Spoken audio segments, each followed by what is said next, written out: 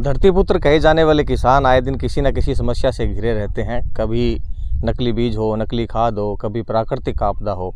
हनुमानगढ़ जिले के मोहन मगरिया गांव में इस वक्त जो लगातार पिछले 3-4 दिनों से बरसात हुई है, उस बरसात के चलते इनकी फसल जो है पूरी तरह से चौपट हो गई, क्योंकि खेतों के अंदर पानी जो है 1-1, 1.5 फुट खड़ा। आपको दिखा दूं कि जिस तरह से ये पानी खड़ा है, यहाँ फसल थी, अब फसल का कोई नामो निशान नहीं बचा है। यहाँ तिल हो, मूंग हो ज़्यादा है, और इधर जो आप देख सकते हैं कि नरमा की फसल है वो भी पूरी तरह से चौपट है, क्योंकि ये पानी की निकासी यहाँ पे नहीं है। ग्रामीण यहाँ जो किसान हैं मौजूद है हमारे साथ, इनसे बात कर लेंगे किस तरह की समस्या है, कितने सालों से समस्या है और इसका समाधान क्या हो सकता है। हाँ जी इंद्रजीत जी, आप बताएं, ये समस्या है जो अब आई है, फसलें पूरी तरह से चौपट हो चुकी है, इसके लिए अब आगे क्या रहेगा और क्यों ये परेशानी आती है?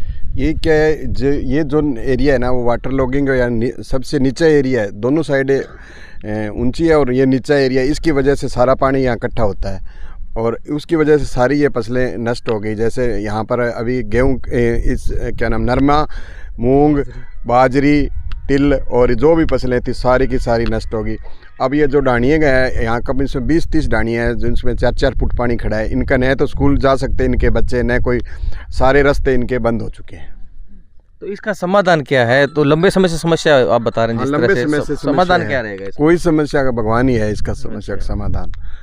तो अब कितने बीघा के अंदर ये नुकसान हुआ है? मोहन मगरिया की रोई 1500 बीघा के आसपास, 1500 बीघा की मोहन मगरिया की रोई में आज के दिन पानी खड़ा है। कहीं 1 फुट खड़ा है तो कहीं 4 फुट खड़ा है। निश्चित तौर पे गंभीर समस्या है। अब ये पानी की निकासी भी नहीं है, 1 से 4 फीट तक पानी खड़ा है और 1500 बीघा जो कृषि भूमि है जलमग्न हो चुकी है। फसलें जो किसानों ने इस उम्मीद से बोई थी कि फसल होगी, पैसा आएगा, जो कर्जा है वो दूर होगा, लेकिन अब जो बरसात ने, प्राकृतिक आपदा ने इनकी मार मारी है, दोहरी मार है। ये आप बताएं जी, ये समस्या हर साल आती है आपके, कब से है ये? और जी मार तो हर साल इसमें आवा है। तो गरीब आदमी है, मेरे मर पड़े था कर्ज लिया सके यार, वो अठान तक डूब रहा। तो अब सरकार माँ बाप है, जिनको कोई जो इलाज कर दे तो, नहीं तो मरे तो आए, फिर भी उनको कोई दिक्कत तो सरकार के मांग करो रहे? सरकार मांगा करा भाई, माने कोई डोरियो मुआवजा मिल जाए और हमारा कोई रास्ता ऊंचा हो जाए भाई, लंगा टप्पो मार बंद हो रही है। अच्छा गरीब आदमी, मजदूरी करने आदमी आया, मैं रात का मोड़ा बेगा तो इसी ड्रामा क्या उठ पी जाए, 3 फुट 4 फुट पानी खड़ी हुई तो मैंने देख मैं वहाँ बढ़ के दिखा दूँगा। तो कितों को नुकसान मानो थे? तो नुकसान तो गुणों ही है, कितो मानो तो 1500 बीघा भूमि है जो खत्म होगी, करोड़ों का नुकसान है। थे बताओ जी, वो अब के फसलें बिजड़ी ही और सरकारों के उम्मीद करो के मांग करो? फसलों सरकारों में या उम्मीद करा वो पानी जो निकासी कर दिया सरकार, नहर के मान डाल दिए तो अठों की फसल होने लाग जाए। फिलहाल फसल बाजरी, ग्वार, नरमा, सारा कई जगह में मिट्टी भी रुआई ऊंचा करके 5 फुट ऊंची बे में पानी अब पूरा भरेड़ो है। तो अटे कोई स्थानीय जनप्रतिनिधि, विधायक वगैरह कोई आया, कोई सुध ली थी? हाँ विधायक जी कल आए थे। हाँ वह कहा कि रास्ते के अंदर मिट्टी लुलवा देंगे, जैसे आने जाने में थोड़ी सुविधा हो जाएगी। और पानी की निकासी के बारे में तो कुछ नहीं कहा। कुछ नहीं है।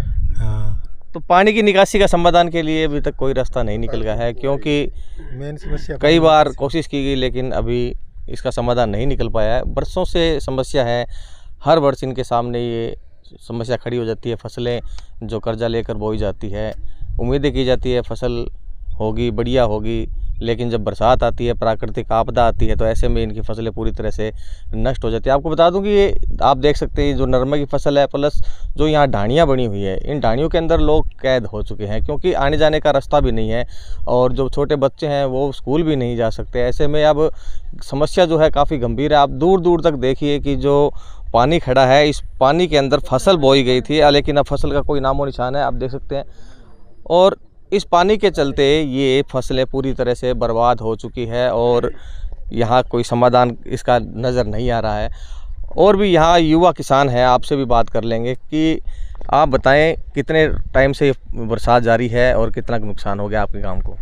15 दिन हो गई सर बरसात को, और कम से कम 1500 से 2000 बीघा मतलब नष्ट हो चुकी है फसल। हाँ, जिसमें तिल है, मूंग है, नरमा है, मतलब धान है, हाँ मूंगफली भी, सब मतलब नष्ट हो गई। तो आप क्या मानते हैं, इसका क्या कोई हल निकल सकता है? कोई हम सरकार से ये अपील करना चाहते हैं कि जो किसानों का हक है वो उनको हक मिले, उनको जो मुआवजा है वो मुआवजा मिले। तो ये हम अपील करें। मतलब अभी हमारे गांव में कोई अधिकारी मतलब ये सूद लेने नहीं आया है। अभी कितनी किसानों की फसल है वो नष्ट हुई है। कृषि विभाग से कोई नहीं आया? नहीं, कृषि विभाग से आज आए थे, हमारे गांव से जो कृषि प्रेक्षक है लवदीप जी, वो आए थे। उन्होंने ये मतलब फसल का थोड़ा बहुत निरीक्षण किया था और किसानों से पूछताछ की। वो बोल रहे हैं कि हम आपकी समस्या का समाधान करेंगे। तो मुआवजे की कोई आश्वासन दिया? हाँ हाँ, बोल रहे हैं कि आपको मुआवजा दिलाएंगे। तो अब धरतीपुत्रों को उम्मीद है तो सिर्फ सरकार द्वारा मुआवजा देने की है।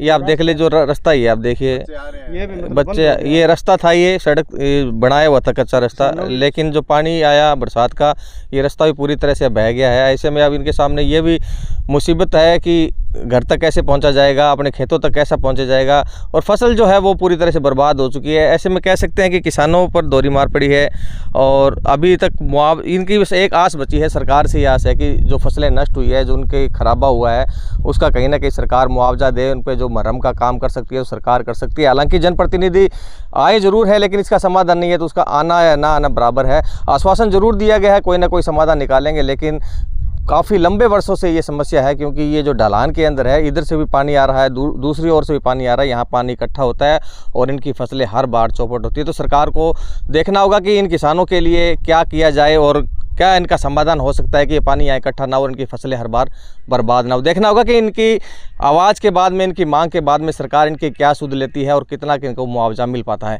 कैमरामैन जाकिर के साथ गुलाम नबी, राजस्थान तक, हनुमानगढ़।